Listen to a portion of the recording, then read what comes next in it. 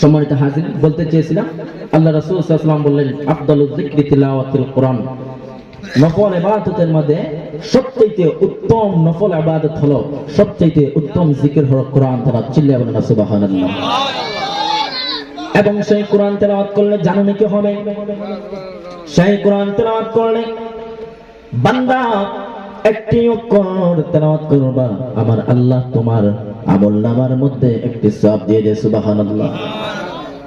আমার হাবিব বলেন একটি সওয়াব আমার আল্লাহ 10 গুণ বাড়াইয়া 10 গুণ বর্ধিত করে। বান্দা তোমাকে আমার আল্লাহ 1 থেকে 10 সওয়াব দিয়ে দেয়। যেমন মনে করুন আলিফ লাম মিম, এই যে একটা শব্দ তেলাওয়াত করলেন, এই আলিফ লাম মিম বলতে এখানে 3টি অক্ষর রয়েছে। আমার হাবিব জানায় যে এই 3টি অক্ষরে বান্দা তোমার আমলনামার মধ্যে 30 নেকি সওয়াব ভরপুর হয়ে যায়। এর জন্য কোরআন তেলাওয়াতের পরিমাণ আমরা বেশি করে বাড়াই দিতে চাই কি চাই না? যারা বলছেন ওরা চায়, যারা বলে না ওরা চায় না। মানে এই কোরআন তেলাওয়াতের পরিমাণ আমরা বাড়াইয়া দিতে চাই কি চাই না? হাত তুলে বলে। আল্লাহ পাক যেন আপনাদের হাতটা নুরে কবুল করে, আমিন।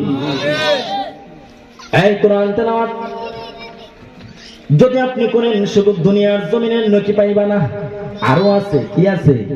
আরো আছে।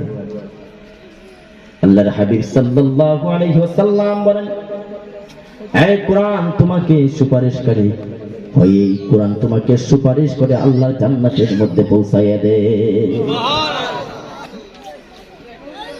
আল্লাহর হাবিব বলেন মান ক্বারা আল কুরআন ফাইন্নাহু ইয়াতি ইয়াউমাল কিয়ামাতি শাফিআ। চিল্লায়ে বলেন আল্লাহু আকবার।